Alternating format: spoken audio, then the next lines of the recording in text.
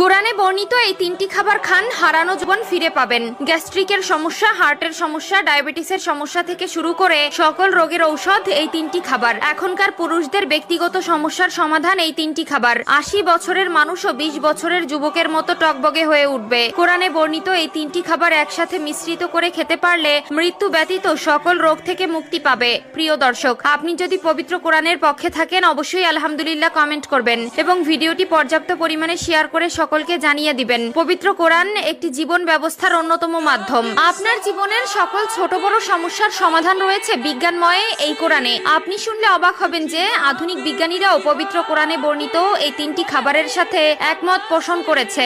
আজ আমরা আলোচনা করব এক বিশেষ উপাদান নিয়ে, যার নাম কালো জিরা, যা শুধু আমাদের রান্নাঘরের একটি সাধারণ উপাদান নয়, বরং ইসলামে বিশেষভাবে উল্লেখিত একটি ঔষধ। রাসূলুল্লাহ সাল্লাল্লাহু আলাইহি ওয়াসাল্লাম ইরশাদ করেছেন, এই কালো জিরাতে মৃত্যু ছাড়া সব রোগেরই শিফা রয়েছে। সহিহ বুখারী হাদিস নম্বর 5688। রাসূলুল্লাহ সাল্লাল্লাহু আলাইহি ওয়াসাল্লামের কথা শুধু একটি সাধারণ বক্তব্য নয়, বরং এক মহান চিকিৎসা বিজ্ঞানের ঘোষণা। আধুনিক গবেষণাও প্রমাণ করেছে যে কালোজিরার মধ্যে রয়েছে অ্যান্টিঅক্সিডেন্ট, অ্যান্টিব্যাকটেরিয়াল এবং অ্যান্টি ইনফ্লেমেটরি গুণাবলী। কালোজিরার উপকারিতা: ১. শরীরে রোগ প্রতিরোধ ক্ষমতা বাড়াতে সহায়তা করে। ২. ডায়াবেটিস নিয়ন্ত্রণে সহায়ক। ৩. হজম শক্তি বাড়ায়। ৪. মস্তিষ্কের কার্যক্ষমতা উন্নত করে, স্মৃতিশক্তি বৃদ্ধিতে সহায়ক। ৫. চর্মরোগে উপকারী। ৬. হৃদযন্ত্র সুস্থ রাখে। ২ নম্বরে ইরানি জাফরান। জাফরান হচ্ছে এক প্রকার সুগন্ধি মশলা, যা মূলত কোকরাস স্যাটিভাস নামক ফুল থেকে সংগ্রহ করা হয়। ইরান হচ্ছে বিশ্বের সবচেয়ে উন্নত ও মানসম্মত জাফরানের উৎস। এটি শুধু রং বা ঘ্রাণের জন্য বিখ্যাত নয়, বরং স্বাস্থ্য উপকারিতার দিক থেকেও অসাধারণ।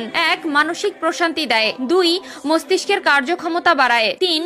ঘুমের সমস্যা দূর করে। ৪. হজমে সহায়ক। ৫. ত্বক উজ্জ্বল করে। আয়ুর্বেদিক চিকিৎসায় এটি সৌন্দর্য বৃদ্ধিতে ব্যবহৃত হয়। রাসূলুল্লাহ সাল্লাল্লাহু আলাইহি ওয়াসাল্লামের যুগে এর ব্যবহার ছিল, আর আজ আধুনিক চিকিৎসা বিজ্ঞানও এর গুণাগুণকে স্বীকৃতি দিচ্ছে। ৩ নম্বরে মধু। আল্লাহ তাআলা আমাদের জন্য এই দুনিয়ায় অনেক উপকারী জিনিস সৃষ্টি করেছেন। তার দেওয়া এসব নিয়ামতের মধ্যে অন্যতম এক নিয়ামত বা আশ্চর্য ঔষধ হলো, পবিত্র পানীয় হলো মধু। আল্লাহ তাআলা পবিত্র কোরআনে মধুর ব্যাপারে ইরশাদ করেন, তাদের উদর থেকে এক পানীয় নির্গত হয়, যাহা রঙের দিক দিয়ে বিভিন্ন।